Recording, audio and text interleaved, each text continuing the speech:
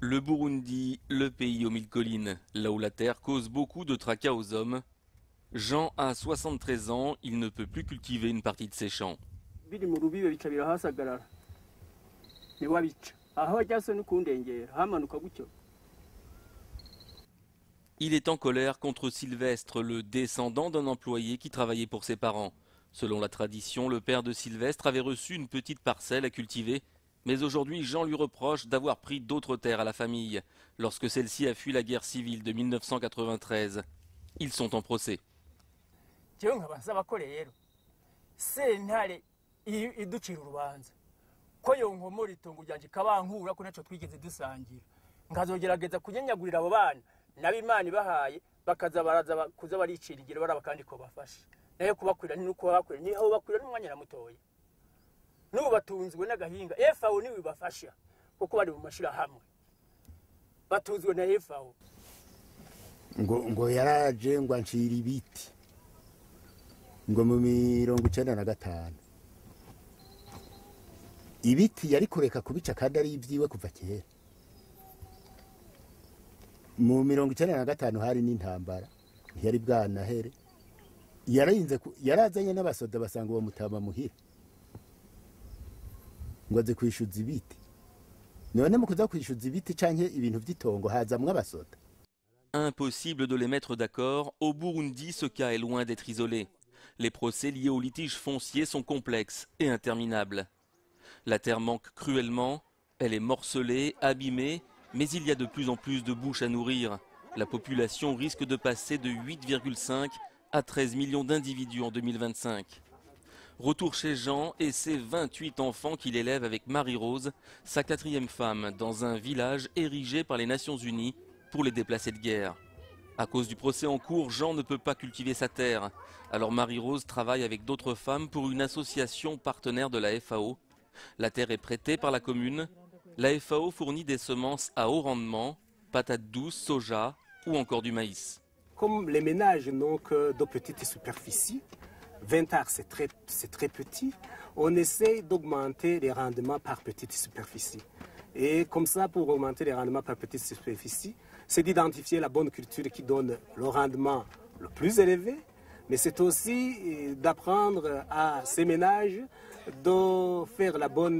d'utiliser les bonnes techniques agricoles. Il faut absolument qu'ils visent des cultures à haut potentiel de production, le maraîchage, la pomme de terre, le fruitier, mais aussi il faut que les jeunes apprennent actuellement à essayer d'entrer dans la création des activités hors sol.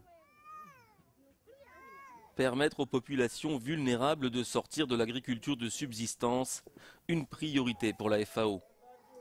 Un plan d'action de 60 millions de dollars mis en place en 2010 devrait permettre d'aider plus d'1 million de Burundais.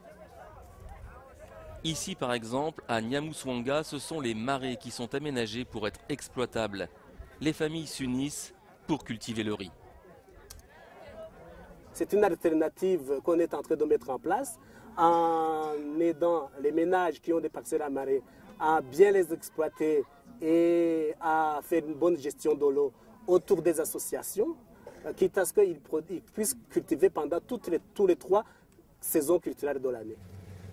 Le plan FAO pour le Burundi permet aussi de financer des travaux de grande envergure. Ici, dans la plaine de Limbo, près de Bujumbura, ces canalisations permettent d'irriguer de nombreux champs. Un périmètre de plus de 3500 hectares est à présent exploitable.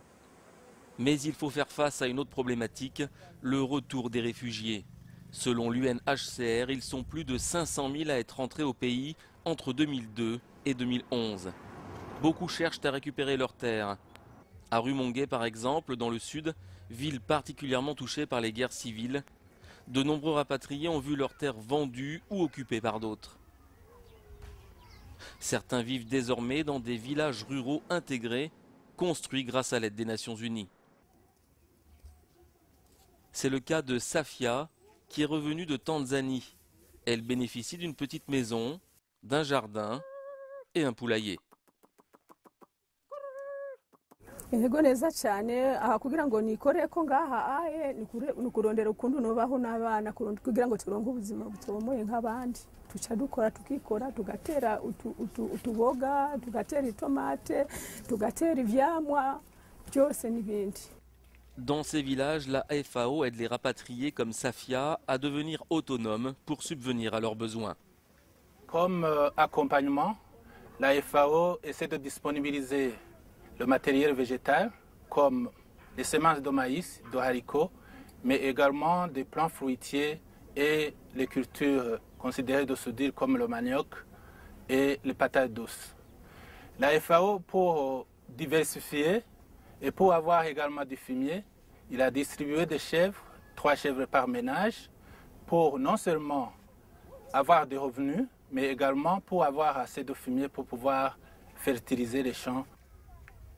Mais il n'y a pas de place pour tout le monde, alors la FAO s'associe aussi avec des organisations locales. Les idées sont parfois originales. Sur le terrain d'une prison louée à l'État, voici l'Académie de la ferme. Ici, on apprend aux rapatriés sans terre à cultiver dans un climat de paix et devenir un expert de son jardin. La FAO donne les semences, les intrants, les semences, les engrais, les produits phytosanitaires pour soutenir les paysans, les agriculteurs. Avec le maraîchage surtout, le maraîchage, ça prend 2 à 3 mois. Ils ont quelque chose à manger, ils peuvent avoir un peu de sous pour acheter les matériels scolaires, pour s'habiller, aussi pour s'alimenter. C'est un processus, le maraîchage, c'est un processus qui les aide à retrouver la vie. Retrouver la vie, la paix, une terre, se projeter dans l'avenir, c'est l'espoir de ces jeunes Burundais qui espèrent tous que leurs prières soient entendues.